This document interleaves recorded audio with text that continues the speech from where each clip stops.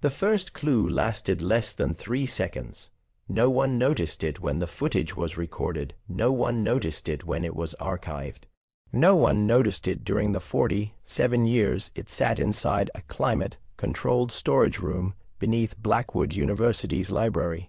And if a student worker hadn't been assigned the task of digitizing old orientation reels during the summer of 2026, nobody might have ever noticed it at all. At first, the project was considered routine. Thousands of universities across the country were digitizing old media, videotapes degraded, film stock deteriorated, archives became vulnerable to moisture, mold, and time. The goal was preservation, nothing more. The student assigned to the project was a media studies major named Connor Walsh.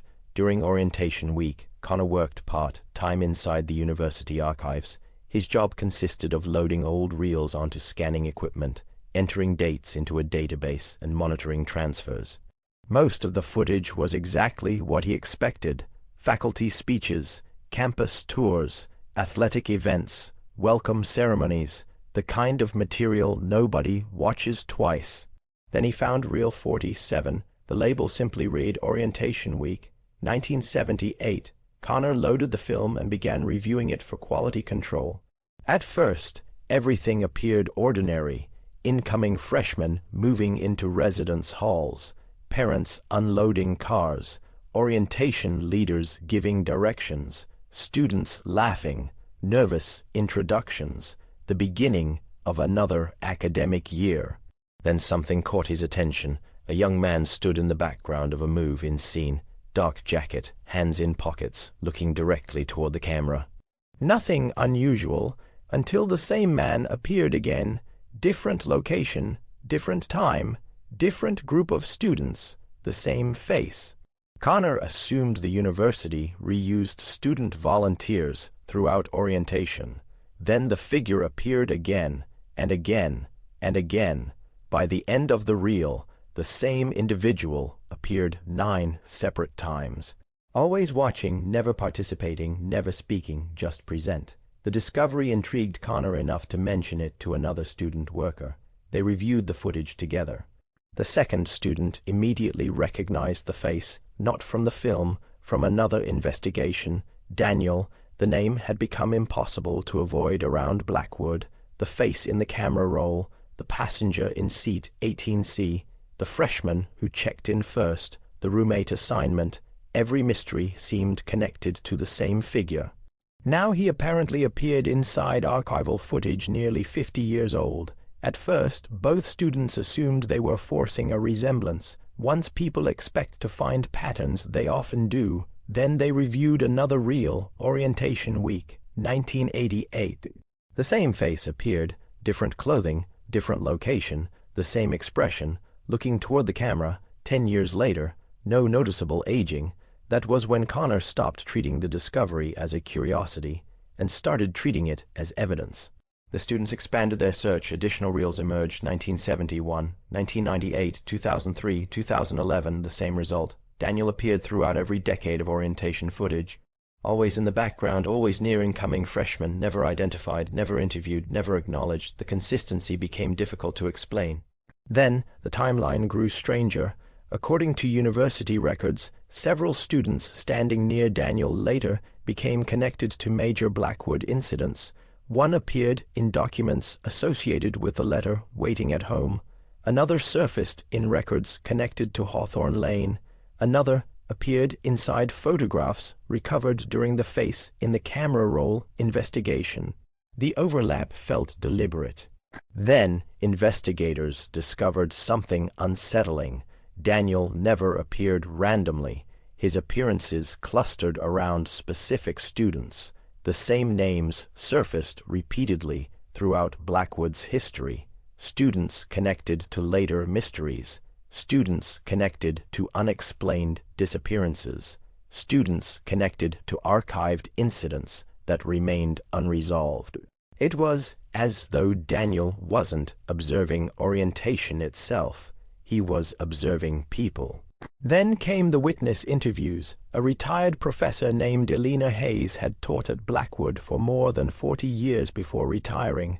When shown screenshots from the films, she became visibly uncomfortable. According to her account, she vaguely remembered seeing the young man decades earlier, not once, repeatedly. She initially assumed he was another student. Then years passed. The face never changed. At first, she questioned her memory. Then she stopped discussing it.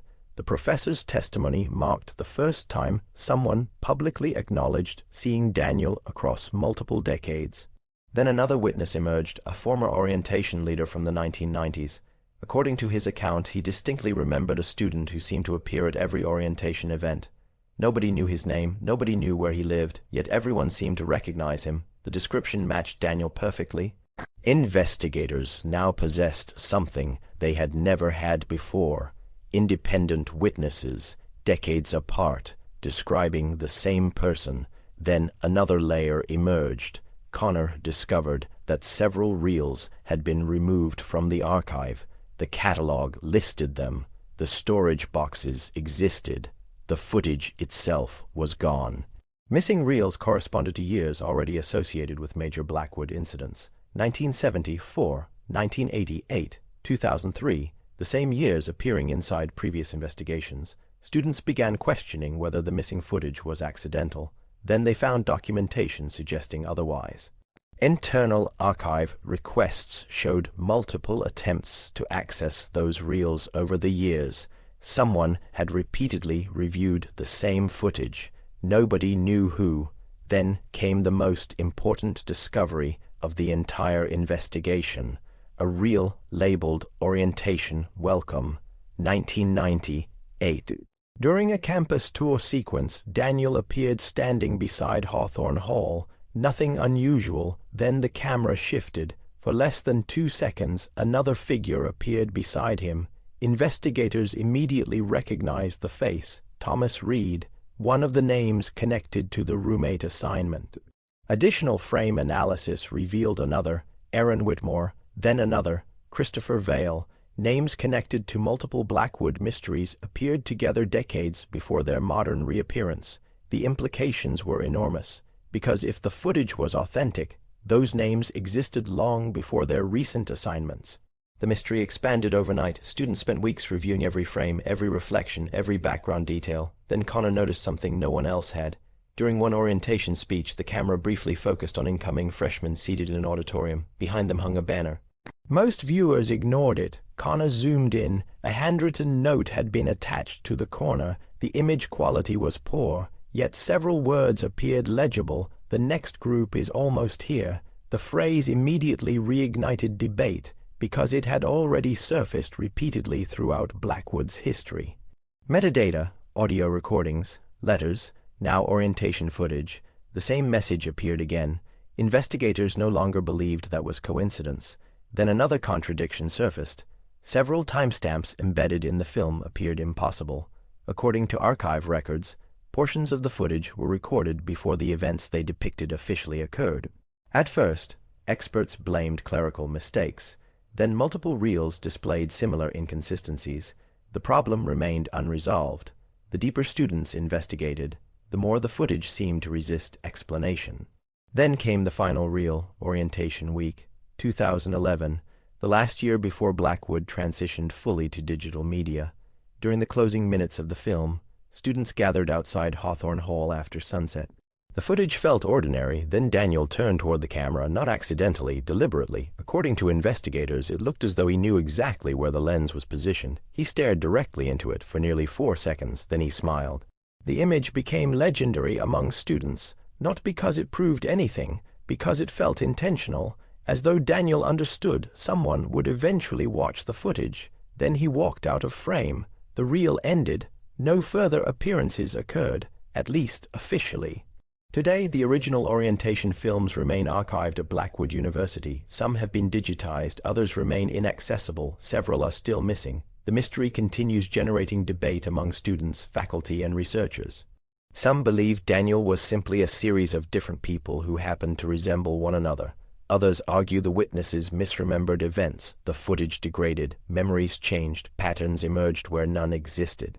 Yet the evidence remains difficult to dismiss. Decades of film, decades of witnesses, decades of overlapping names, the same face. the same students, the same mysteries. And one question that nobody has ever answered: why was Daniel present during every generation of orientation? Because if the footage is authentic, the witnesses are truthful, and the archives tell the real story, then Orientation Week may never have been about welcoming students to Blackwood University. It may have been about identifying them, selecting them, watching them, long before they ever realized they were being watched, and somewhere inside the reels that are still missing, investigators believe the next piece of the puzzle may already exist, waiting for someone to press play.